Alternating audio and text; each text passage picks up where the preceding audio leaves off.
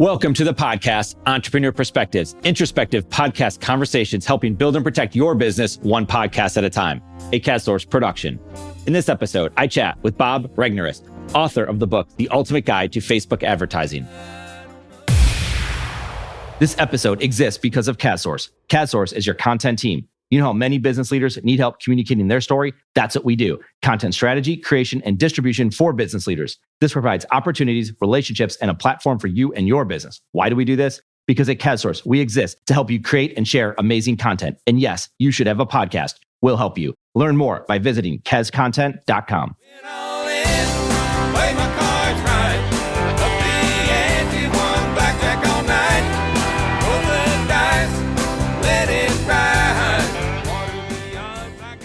When his team reached out to be on the podcast, I saw it as an opportunity to further my learning on Facebook advertising and of those we work with and those that listen and read our content. Chatting with Bob also gives us the chance to get under the hood of how specialists behind Facebook advertising think about Facebook, privacy, and content. Through research beforehand, I was able to learn a good bit about Bob through Twitter, YouTube, and LinkedIn. Bob is not only an entrepreneur, he's a leader on the court as well, serving as a high school basketball coach. That sports connection allows us a great starting point to this introspective conversation. We now welcome Bob Regnerus. I was researching and just kind of like checking around social media and came across your Twitter profile, connected with you there. And you had, I think, made a comment on a post talking about Doc Emmerich and what's the one call he would want back. And he went back to that Game 7 because I was watching it. And for a second, you're like, why is Kane so like, what just happened? Like, no one knew what happened. It was the weirdest thing I've seen. You did not get to celebrate because you didn't know what happened. Yeah. It's probably one of the weirdest championship moments in history. Yes. And yeah, I mean, Doc Emmerich is just fantastic. Eddie Olczyk obviously is a Blackhawk announcer too, but I miss Doc because he can weave a story and I just love him. And Vince Scully's the other one. I just love Vince Scully doing a game. It's almost just like hypnotic. It's like meditation.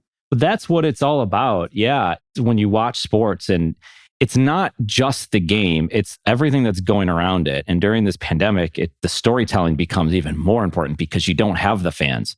And then you hear these guys talk about it, even if it's a Joe Buck who's calling so many big games, like you sometimes have to let the crowd call the game for you. You can't interrupt the moment. But that situation was just because I don't know really who saw it, right? Were there a few people, a few fans behind it? You see their reaction, but that's just like of all the times for that to take place. But going back on it, you remember it, if nothing else. Yeah.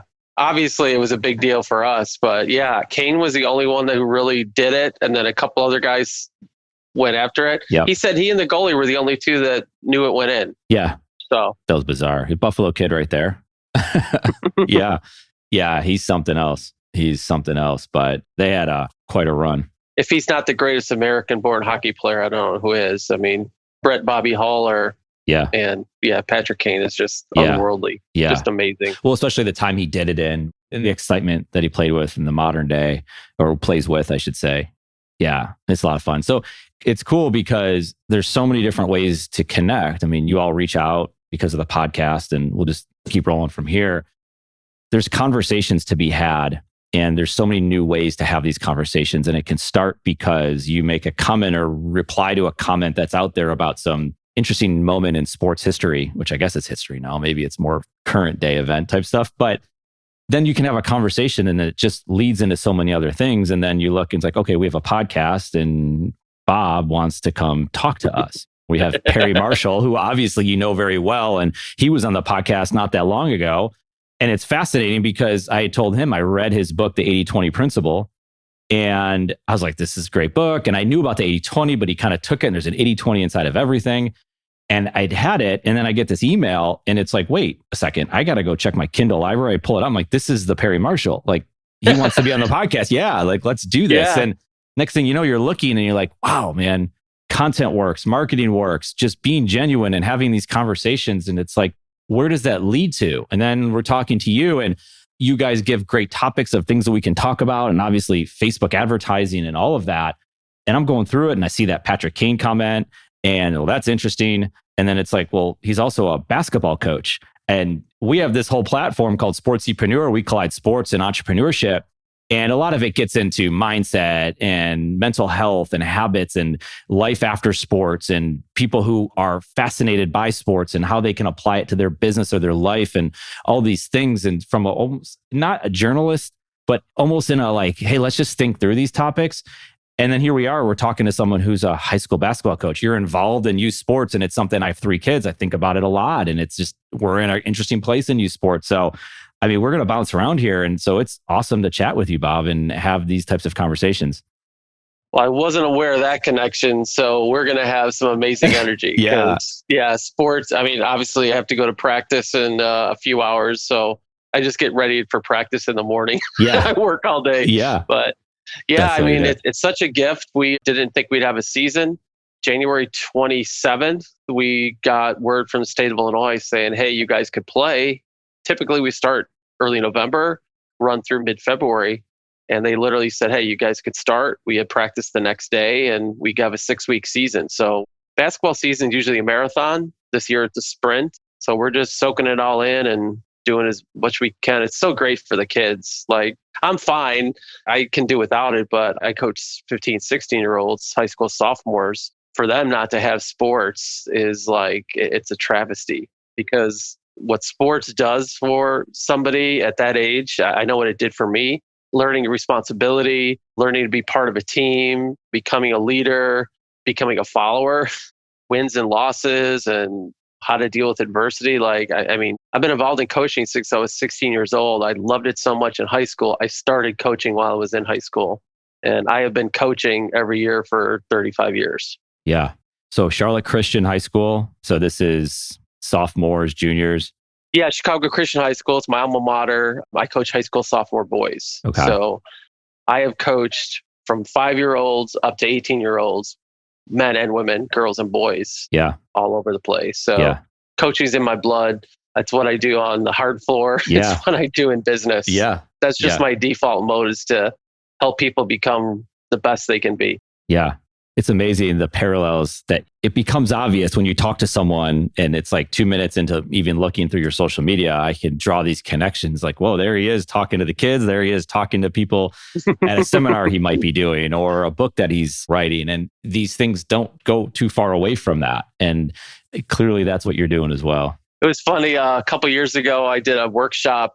Well, again, Perry and I co-hosted it, but I did 90% of the content. Perry's the name that got people in the room, but we put 12 business owners in a room, and it was a workshop where they basically came and opened up their Facebook accounts. And I just kind of went as the front of the room, and I was just rattling through each account, kind of help. Here's something that you could do. Here's something you could do. And Perry kind of afterward, he's like, Bob, he's like, you're on the hard court here. I saw you coaching that basketball game. He's like, you just walked onto a different court. He goes, it's like you don't change. So that meant a lot to me, because that's kind of the way I approach things. When I work with a client, I'm not trying to selfishly gain something for myself. I mean, yeah, I'm getting paid, but ultimately my whole goal is to make them better. And so when I'm with my athletes, when I'm with my clients, like, my whole goal is, let's get you better. Let's move you closer to what you want to be doing. So, I mean, the parallels are right there, but again, it's just kind of the way you're wired. And I realized it, fortunately, at an early age, like, hey, you're kind of a coach. And a lot of people say, hey, you just never take the coaching hat off. And I just don't. Yeah. There's a consistency in that, right? Because the players, they know what they can expect. Your team, your clients or potential clients, there's this consistent, we talk about a lot in our marketing company, is there's a consistent approach, whether you hear me on a podcast, talk to me on the phone, have a meeting, read a blog post, all of these things, there's a consistent style to it. If you talk to someone on my team, that consistent style should still be there, and it should be the real thing of what you're talking about. It doesn't mean you can improve upon things, right? And so I'm sure, like, you as a 15, 16-year-old, you're a different coach today than you were then, but the philosophy, the thesis might still be there, but there's a lot of growth that you've gone through, I'm sure. Yeah, I guess I was much more emotional when I'm younger. But then again, even this season, I caught myself a couple times being like overly emotional, either like angry at a play or just amazed at a play. So I guess it just runs through me. So, but yeah, I've definitely matured. I have a different outlook on things, and that comes with perspective, becoming a parent and all those things. You learn different things, and you take different things different ways. But yeah, it's done a lot for me. I like how you said, like, you had this awareness about how you caught yourself doing this. Because I think a lot of times people will read a book, consume content, and they're hearing the author, the speaker, whatever it is, and like they've got it all figured out. And a lot of people they're doing the best that they can, and you get teed up. I shouldn't have done that. I made a mistake. I was overly emotional. I yelled at the team. But it's like the awareness that I shouldn't have done that. I shouldn't have let myself go there. Why did I do that? And then you go back and think through it and you continue to work at it. Yeah, I learned that as a parent. One good thing that my parents passed on to me was they would admit when they like, we made a mistake. And I do that with my team too. I did it last weekend. I said, hey, I made a mistake. It was a little thing, but I said, I should have done this different. So to me, humility is just kind of being, I think, a good leader is like, just, hey, I was short. Because I'm always obviously not criticizing them, but I'm coaching them like, hey, we need to improve on this. You did this well, but this is what we got to work on. I do the same thing with myself. I'll admit to my team, I'll admit to my clients, hey, we could have done this better. This is where I fell short and this is how I'm going to improve. And I mean, that's kind of what you do in life is like, hey, I made a mistake here. I'm human. Here's what I'm going to do to correct that and see if I can do better next time. Yeah. Well, there's a lot of pivoting going on, right? We're in a marketplace that is changing a lot. If you have social media, I've told a lot of people, like, we can have a conversation about Facebook. The Facebook algorithm or something along those lines could have changed while we were speaking. And it probably did. And it's constantly, and sometimes it's a major change and they announce it. And sometimes you had no idea that it's changing. And the way behaviors are changing and the way people are adjusting. We have an insurance business. And it was like, well, when I started creating content, they're like, well, you can't do that. You're in the insurance business. Well, now those people are the people coming to us and say, we need to tell our story. We need to create a process. We need to stop talking about this. We need to be real to our audience. And it's fascinating in so many ways because you're having to pivot. You're having to learn these lessons. And you have the book, Facebook Advertising, right behind you. And the thing is that Facebook advertising has changed drastically. Or like there was a time you can go in there and you could target like everything. Anything. Yes. And it was amazing what you could do. And it would be very cheap. But now it's like those things are taken off because there's a lot of privacy and they're like, well, that's not good. And you can't do that. And who knows all the stuff behind the scenes. And so you've lived it. So it's like, I've seen people who have tied themselves to say Instagram. I'm the Instagram influencer. Well, until Instagram changed everything and maybe you're not anymore. So how has that played out for you as you've been doing this for a while? I think you're on the 4th edition of your book. And you've obviously had to have different editions because the rules behind you at Facebook are constantly changing, which is great for the people that can keep up with it. But it's also very difficult to pivot and to say, well, I was really good at this. Well, I'm sorry, but that's not the rules anymore. Yeah. So I'll draw a parallel and let's draw a parallel to sports. So basketball, the game, has fundamentally remained unchanged since it was developed by Naismith. The ball still goes in the basket, but think of the innovations in the way the game has changed. We have the 3-point line. We have shot clocks, not in high school, but college and NBA. Players are bigger and faster. Size is not as much valued, although size is always good, but it's more about speed, right, and skill. So I've seen the game change in the 30 plus years that I've coached, the way we kind of approach things from an offensive and defensive perspective, okay? But fundamentally, it hasn't changed. Same is true with advertising. Now, the fundamentals of advertising really haven't changed since advertising has been developed. It's put an offer, right? Get a response. The mediums have changed quite a bit and the media itself changes. So yeah, Facebook used to be this like, it was a Wild West, but think of any media that starts out, it's Wild West. You get the people like us who are entrepreneurs who go, there's a new media, boom, they go in and they get massive success because they have the fundamentals, right? We understand the idea of we need to find the good audience, all right? We need to have the right timing. We need to have the right offer. Those fundamentals haven't changed. So when you approach writing a book on Facebook advertising, you go in going, I know all the screenshots and all the things that are tactical are going to change.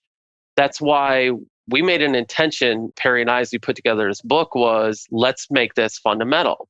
So there are strategies that are in this book, which you can go back to version 1, which was written in 2010. And the fundamentals in that book are essentially applicable today.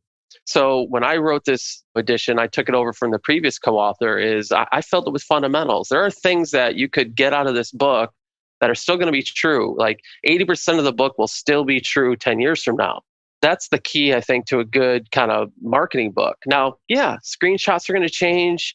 There's a lot of things that are going to change, but there's fundamentals that carry from season to season.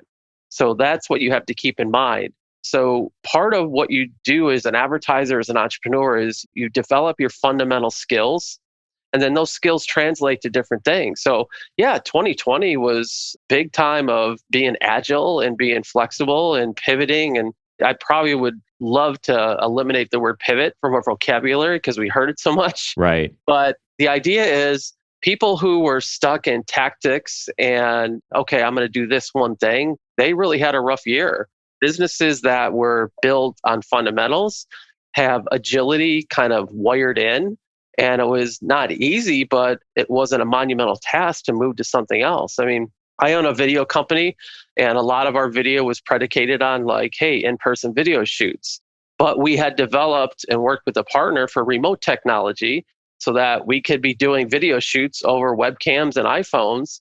And guess what? March of last year, April of last year, all of a sudden the demand for our remote video like went through the roof. We were as busy as we were at any point in our history. In fact, we had our best 3 months of our company's history, April, May, and June, in the middle of a pandemic, because we were agile and we were prepared for those things. The fundamentals of creating video didn't change. It's just that the way we captured it changed, and we were ready for it. So we count ourselves fortunate.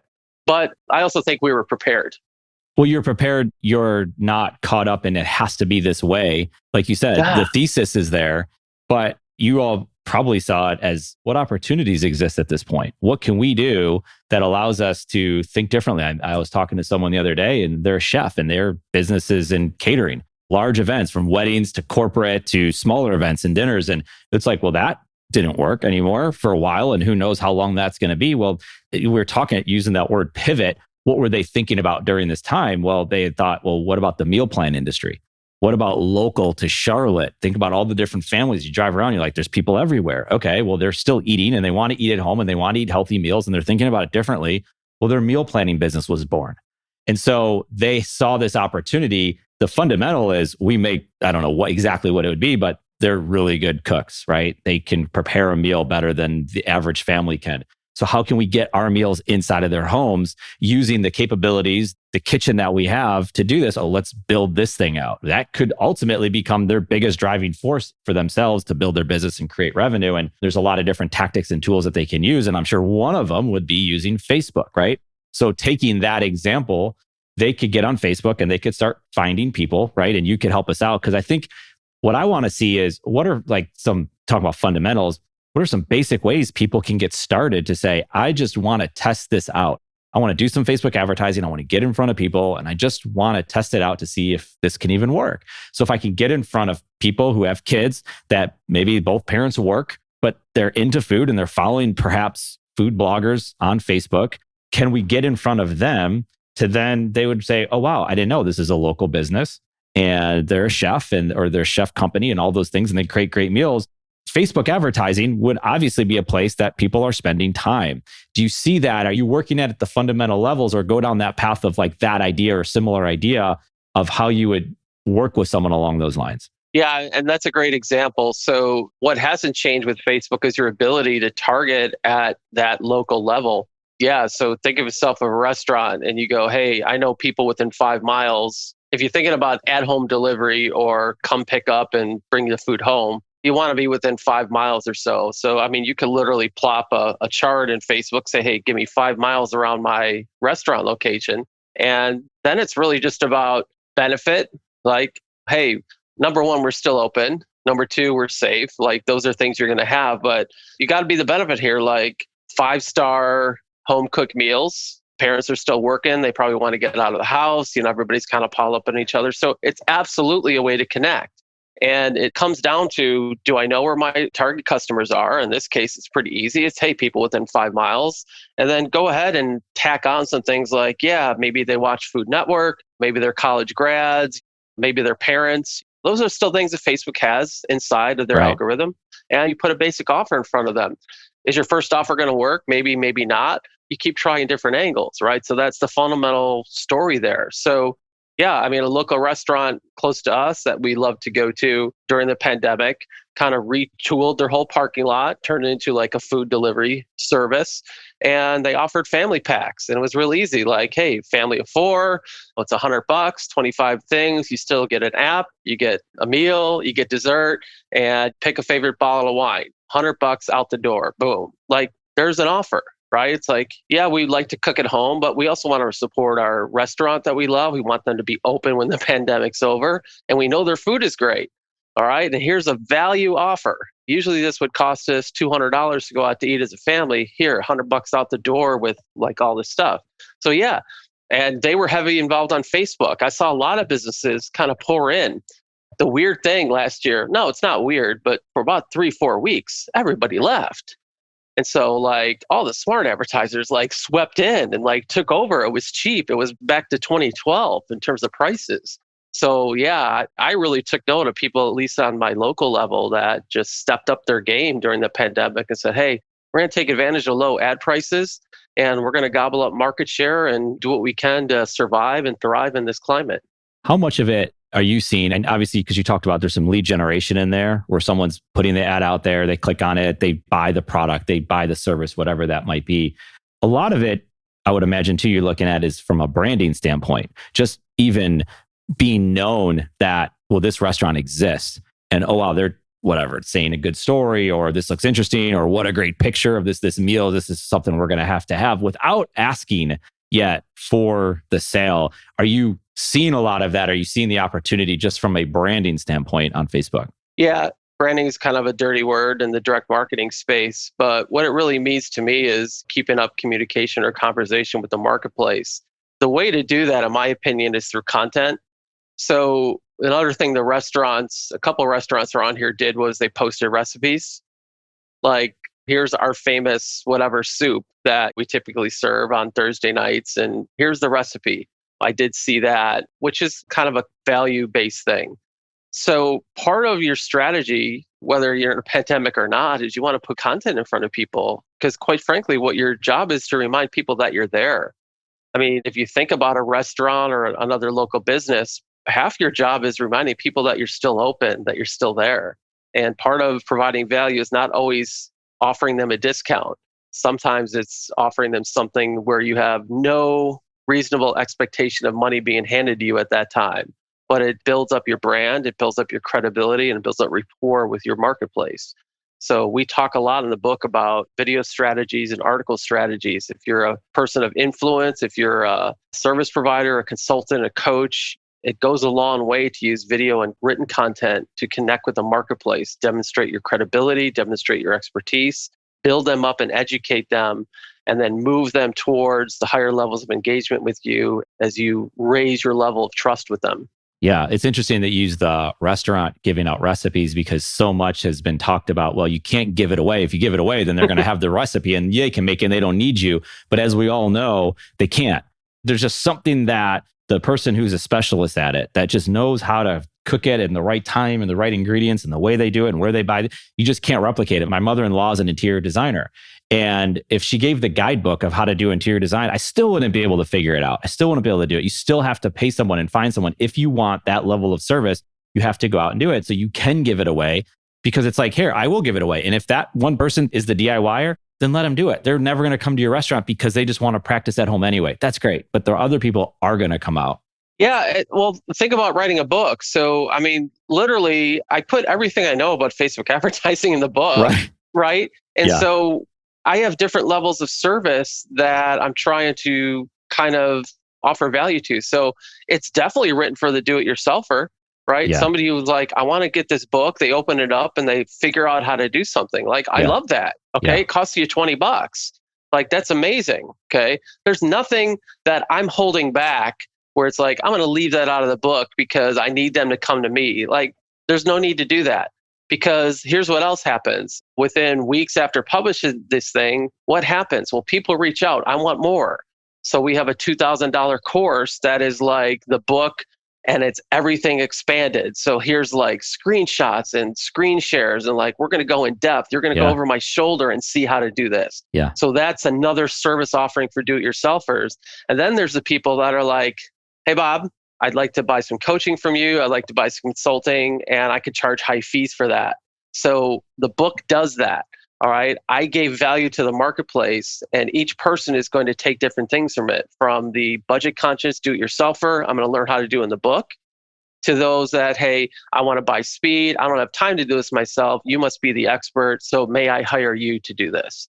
That's the value of that. So any person who is putting content and value out to the marketplace can absolutely use that strategy, because look, information is essentially free.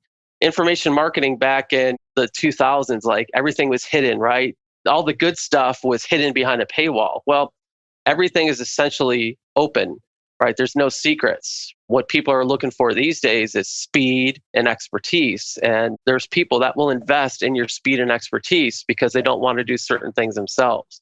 So I don't see any value in holding things back. What people really want is you. And they may want to make that great meal at home today, but what they really want is to go to your restaurant and have you cook it for them, because they can't quite replicate all that experience and all that. I think they say they put the love into it, right? Yeah. It's just not the same. But again, I guess it's my personality. It's like, I'm willing to give because I know I'm going to get back in spades. Yeah. Well, you can go right to that 80-20 principle too. Yeah. There's going to be, if there's 10 people, perhaps 2 of them are never going to buy from you, right? Yeah. They're going to be on the other side of it, and that's okay. And they want to be the DIY. Well, then give that to them. But where'd you learn this recipe? From this restaurant over here. And that person now is going to go there. So it opens a door. I use the word secrets, which is interesting because we talk about Facebook, we talk about privacy. There's a lot of news out there. It's like, just pick a day and there's another news story. And there's been whether it was hacks or where's my data going, and people got off of Facebook. It's interesting because I look at it from both sides. Obviously, I spend time there from a business side. I'm in some groups. I see the creativity that's going on with a lot of these groups. I absolutely see the spam that exists in there. I see the spammy advertising. I see there's just all sorts of things. I see the negativity that you get if someone's going to be in there and get lost into what everyone else that they know is doing, and they're doing it better than them, or they're on better vacations. And there's no doubt there's all of that mixed into it. And we could spend an entire series, an hour, to trying to figure that out. Yeah. But when it comes to Facebook advertising and privacy and all of this, definitely people are obviously still spending a lot of time, even when people say they're not doing it, because there's a lot of people, right? So even if half of them are not doing it, the other half are doing it. How have you managed, or what do you see right now, perhaps today going forward here, and how far can we go ahead of ourselves? Probably maybe a week or two, but like, what do we see with Facebook right now? Because people are anti-Facebook, but like I just said, people are also, that's right, they spend most of their time when they get onto their phone or their computer. Yeah, it's kind of funny. I think sometimes what people say and what people do are two different things. Facebook's usage is still off the charts. Me personally, I make a living helping people advertise on Facebook. I spend very little time in Facebook. I know what Facebook does kind of from a psychological perspective. Everything they do is wired to get you to stay engaged with the app. And it's very easy, even for a smart guy like you and me, to lose 30 minutes at a time inside of Facebook, right? When we should be doing something else productive. It's a hypnotic thing. So everything has value and everything has, I guess, some negatives with it. Facebook itself is still one of the most powerful media to reach people. If you're in business, you need to reach people, then you should be advertising on Facebook. And from what I can remember, every business does business with people. So therefore, you should be there. Now, the way you use it is going to differ from business to business, but it's where people hang out. It's one of the most used applications still. And for advertisers, they know that the age is kind of skewing like older, who have more money, right? Is older people, right? So like if that's your marketplace and where you sell to, then yeah, you should absolutely be there.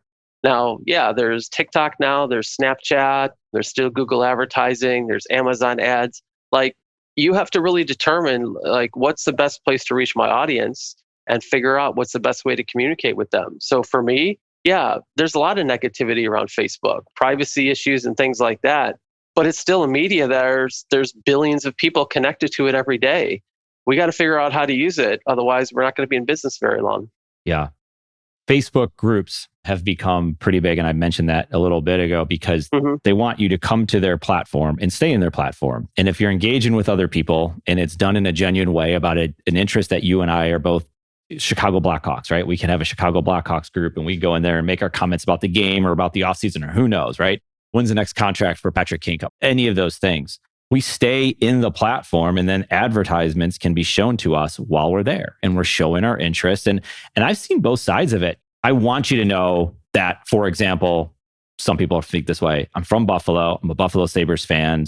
I like eating out. I like these types of things. Well, therefore, then the advertisements will be more catered to me. I also know people that I don't want you to know any of those things. I don't care if the advertisements don't match up with what I'm looking at because I'm trying to stay far away from that. But I think there's enough people on that first side of things, right, that do want that and that are spending time in their groups because it's like, no, I actually have created my Facebook experience to be a good experience for me. I understand it's not a great experience for everybody. I always say you control your feed. If this person is an annoyance or if this business is like, get it out of there. Try your best to just remove it. It's going to find its way to you. So you'd have to, that's a lot of things that people have to work on themselves and we all have to do it. But Facebook groups, I think in many ways has done a really good job of getting people there. It's just where do you fall in line with being willing to say, I want you to gear the right advertisements to me because in order to do that, I have to give up a lot of my privacy. Well, I mean, your behavior really builds your newsfeed for you and builds your advertising profile. It's not just what you do inside of Facebook, it's what you do off Facebook. I mean, the Facebook pixel, which is kind of at the center of the controversy right now between Apple and Facebook, essentially tracks your browsing behavior. Google tracks all this. Amazon tracks all this. Amazon puts trackers in your house and calls it Alexa. Yeah. Right? Like your behavior determines your advertising profile. So Facebook is not alone in being evil or mysterious about this, is that your behavior essentially reinforces what you see. So Facebook knows if you're a golfer, or Facebook knows if you're a conservative or a liberal. Facebook knows kind of everything about you, but so does Google and so does Amazon. So yeah, do you want people to give you advertisements that you don't want? Like if you're a liberal, if you lean liberal on the politics side, do you want to see ads from conservative candidates during political season? No. You appreciate the fact that Facebook knows that you're liberal and will only show you ads from liberal candidates. That's a service to me as a user. So what Facebook's primary concern is that the user experience is number one. Like the users are valued above everything else. Because when the users have good experiences, they spend time there and they maintain their session length. Once users are having bad experiences, they leave. And when they leave, it drops their revenue. Okay, so Facebook is concerned about advertisers not getting good data and showing untargeted ads to its users, which would force them to have a bad experience and leave the platform. Yeah. That's the heart of why Facebook is running ads in newspapers and running a full-out PR blitz. And they're trying to convince people that it's a service to you for us to track you. All right. Now, again, you got to step back and go, all right, it's still creepy that they know all this stuff. You got to put your user head and go, it's creepy that how much they know. But on the fact, we become accustomed to like seeing stuff that we really like in our feed. So when that happens, when they get rid of that and we start to see things that we don't like, we're going to start yelling at Facebook. And Facebook knows this. Like, why are you showing me ads for this? I don't like this. Why are you showing me this? That's what Facebook's worried about. Yeah. Social dilemma. You had me thinking about Netflix because when you watch a show and the show ends, they'll say, what's something similar? Or here's something you might like based on your watching interest. So they're all doing it. Like you said, the social dilemma comes out and you talk about youth sports. You coach 15 and 16-year-olds. You see, I'm sure, when there's downtime before practice, after practice, what's the first thing that they do, right? They're going for their phone. And it's not just 15 and 16-year-olds, right? This runs the gamut. Anyone has got a device. And we don't know what that means. Like maybe that's the future and that it is the future. It's the current day. It's what's happening. But there's no doubt there's a lot of consumption going on within these platforms. And these platforms are highly addictive. What was your reaction to the Social Dilemma documentary? It basically validated what I knew. I didn't find it all too concerning because I kind of know what's going on.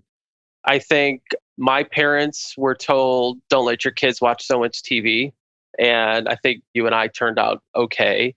I think it's just going to become part of who we are. What concerns me from that is that when you are programming a machine and the programmers start losing control of what the machine is doing, that's the scary part. It's what they don't know about what their algorithm is doing.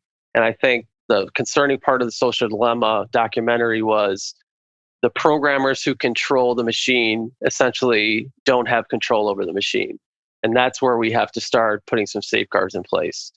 What it means, though, is that for parents and for others who are watching over our youth, is it essentially comes down to, okay, how are you allowing these devices to manage your household? So I think it comes down to a social, yeah, we can blame these companies, but we've asked for it.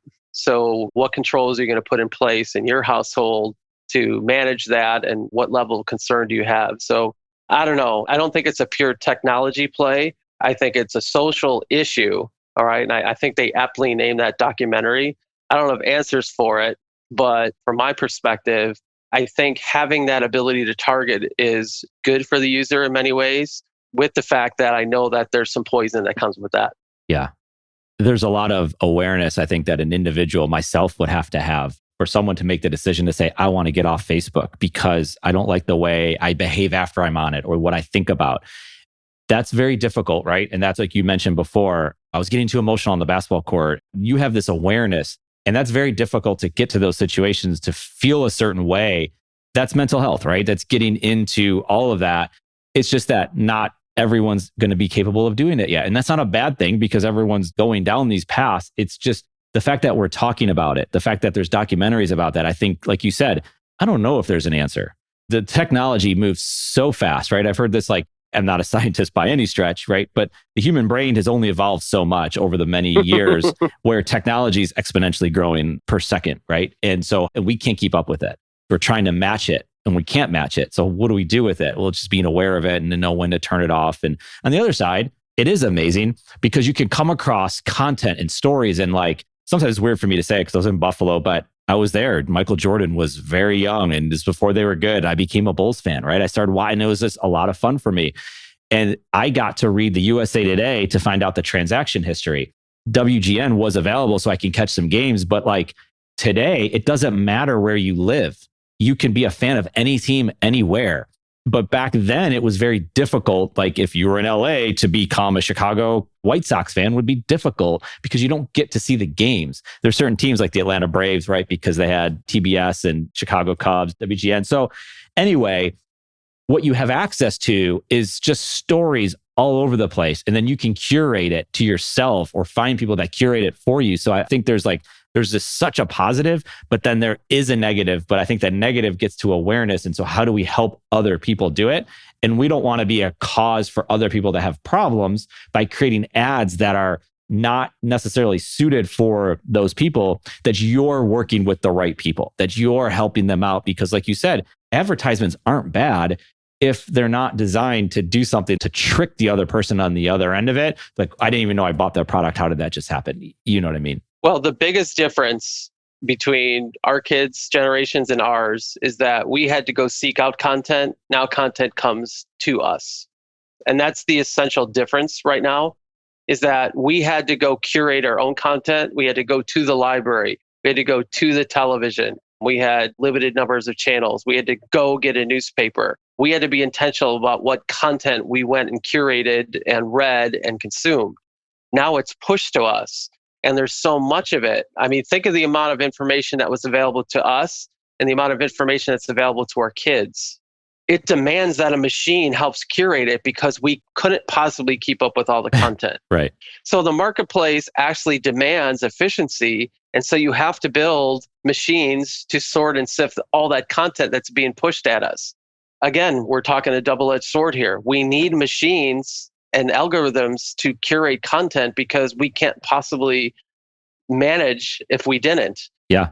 Do you ever have situations in the past, maybe this year, whatever, with kids on your basketball team, as an example, to where maybe they're not focused, let's say, on their game, right? They need to work on their jump shot. And yet, instead of working on their jump shot, they're working on the next show that they're binge watching. And have you had to have a conversation with any kids, maybe it's your own kids, to have that?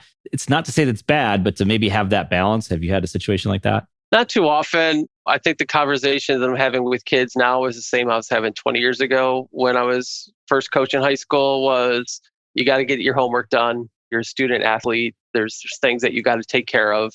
I'm still having the same conversations with my team these days. We do talk about, though, being careful with social media, like what you post as an athlete, if you have plans on playing at the next level. So you went into my social media feed and kind of saw what I was all about. Now, if I had a lot of crap in there, you might have gone, well, wait a minute, do I really want to talk to this guy on my podcast? Right. We let them say that, hey, college coaches and college administrators will look at all your social media posts and determine if you're a good fit for their team or for the university. So there's a definite penalty for being undisciplined in social media from that perspective. In terms of spending time and things like that, again, you and I like spend hours in front of the television and those kinds of things. And so we just have a different fight as parents these days. But it's mostly about responsible use of social media is what we have to talk about as coaches. Yeah. Well, it's interesting because you had alluded to this earlier. The fundamentals haven't changed. The philosophy hasn't changed. That's all I looked like. There could be a book that was written in the 1960s that could still be, some things have changed with it. But come on, we can be smart enough to look around those things and say, this is so applicable today. And sometimes if that is that evergreen, that it can last 60 years or 10 years or whatever that might be, maybe that has stood the test of time and we can learn a lot from it. No different than the philosophies of parenting. It's just new obstacles. But it was like Elvis Presley was the devil to so many parents back in the day. And now if you turn on the TV or pick up your phone, the things that you might be watching would make Elvis Presley look very PG rated. Yeah, I had to laugh. We had an assembly where they told us the evils of rock music, and John Mellencamp was one of the examples. And I'm like, are you flipping kidding me? Yeah. Like, I love John Mellencamp. It's just funny. Yeah, it absolutely is. We've thrown the word content around, obviously, when everyone understands what we're talking about. And here we are. And one of the other things I noticed is you've been on a lot of podcasts. You're spending a lot of time putting your story out there, sharing this, because you realize that there could be someone that hears it. Maybe I hear it, maybe my business partner, one person. It doesn't take much. And all of a sudden you're out there, and Perry Marshall was on it. He's like, it's a lot easier when people hear about you and they reach out to you as opposed to you trying to reach out to them. The sale is going to happen much faster, or there's just a connection in general. When you started appearing on podcasts and you started putting yourself out there, why? Like, did I just say it for you? I mean, what has been the experience for you of appearing on podcasts? Well, I think if you put yourself out there as an expert, you have a responsibility to get your message out. I think one thing that surprises authors, and a lot of people write books, a lot of people want to write books, but I think what surprises people who get a book done is how little your publisher does to get the word out about your book. You put all this time into getting a book done, and then all of a sudden it's like, okay, now what do I do? Yeah. So you really have a responsibility because there's so much content being pushed out. You have to become part of that stream of content and make sure that, hey, you got to kind of be seen everywhere. So it's kind of the philosophy of Facebook advertising, kind of be seen as many ways as you possibly can. I happen to believe that podcasts and interviews are a way to really kind of focus your expertise and demonstrate. So conversation with you and conversations with others allow people to slow down for a minute, even if they're watching us at double speed, which is probably what they do, right? They can still determine hey, Bob kind of knows what he's talking about. I want to pick up his book. Or, hey, I read his book and now I just heard him on this podcast. I should really invest in his training. Or Bob's probably the guy that I need to talk to turn my Facebook account around.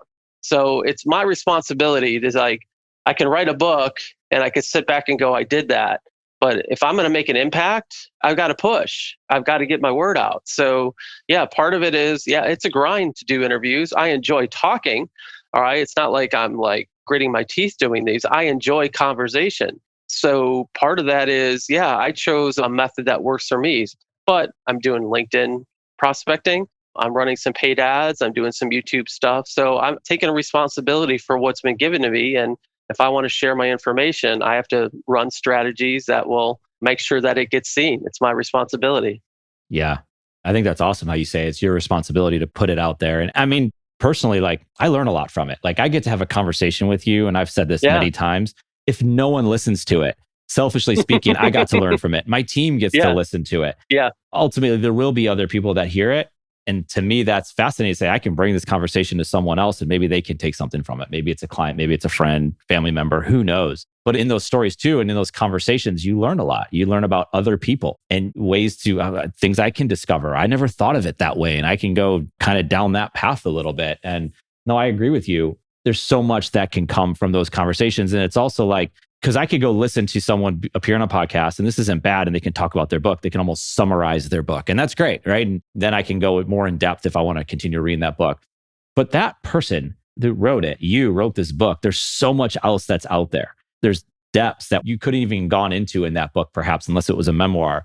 Those introspective conversations that we try to have, that we get to have with someone like yourself, I think that allows for anyone that will listen to it to understand more about how they think about the way things are, about in and around their business and their industry and how they got there. Maybe not necessarily origin stories, although that could be a part of it too. That's a fascination to say, wow, this is someone that I could spend some time with. We had someone that we did a podcast with, and a conversation ended up being 90 minutes long. And he was done. And he loved the conversation. He came out, he's like, I think that podcast is too long. And a business partner goes to him, he's like, do you realize that you're asking people to spend, this is the business that they're in. He works with CEOs, and they spend a day per month in a room from 8 o'clock to 4 o'clock a day. So if they can't handle you for 90 minutes, I don't think they're going to handle you for a full day. And they're spending thousands of dollars with you. So if that's too much, and then it's like, well, can this person even carry a conversation?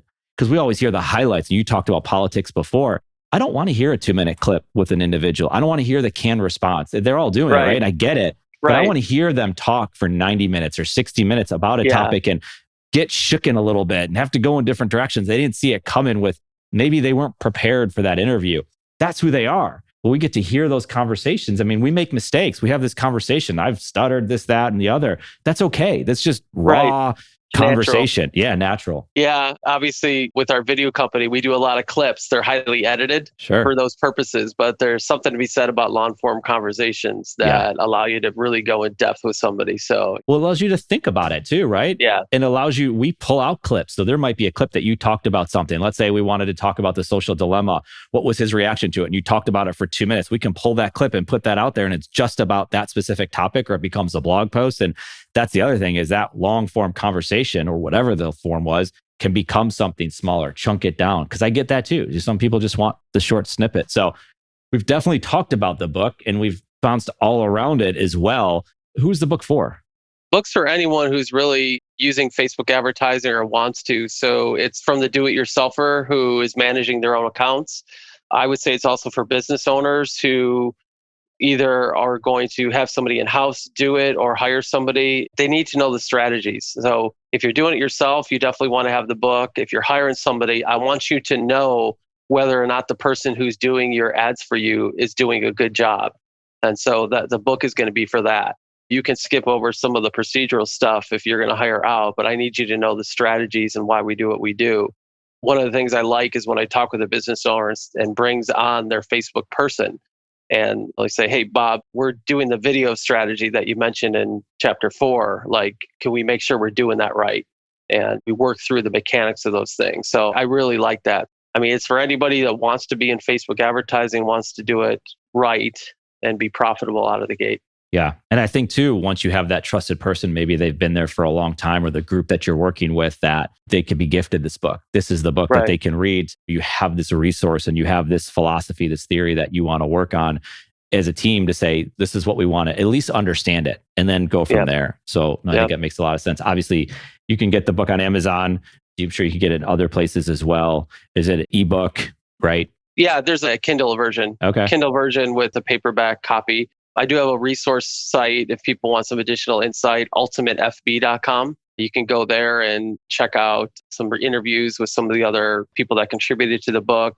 I had conversations with them just like you and I are. So it's a place to get the book, also get some additional insight about what's in the book. So that's ultimatefb.com. Yeah. And the book's The Ultimate Guide to Facebook Advertising, edition 4, right? Yep. Bob. Yep. No, it's been great. It's been great to, like I said before, to talk around on these topics, to hear the fundamentals, to pair it with Perry Marshall's on the podcast, to talk about the 80-20 principle. Yeah. It makes a lot of sense, right?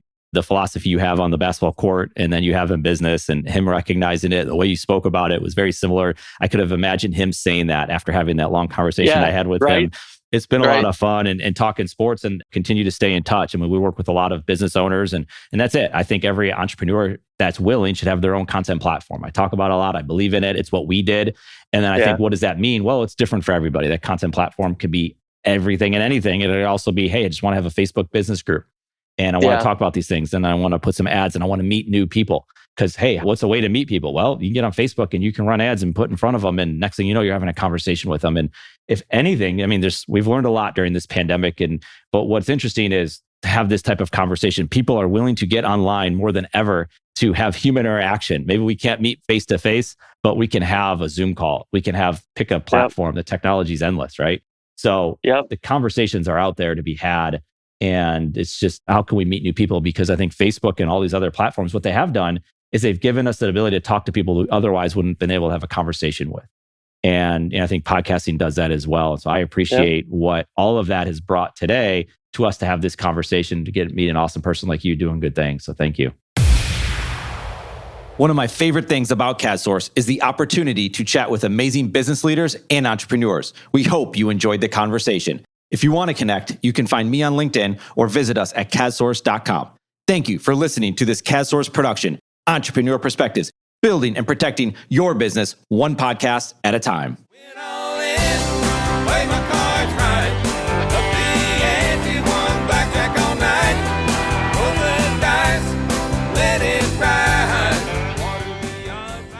This episode exists because of CADSource. CADSource is your content team. You know how many business leaders need help communicating their story? That's what we do. Content strategy, creation, and distribution for business leaders. This provides opportunities, relationships, and a platform for you and your business. Why do we do this? Because at CADSource, we exist to help you create and share amazing content. And yes, you should have a podcast. We'll help you. Learn more by visiting cadscontent.com.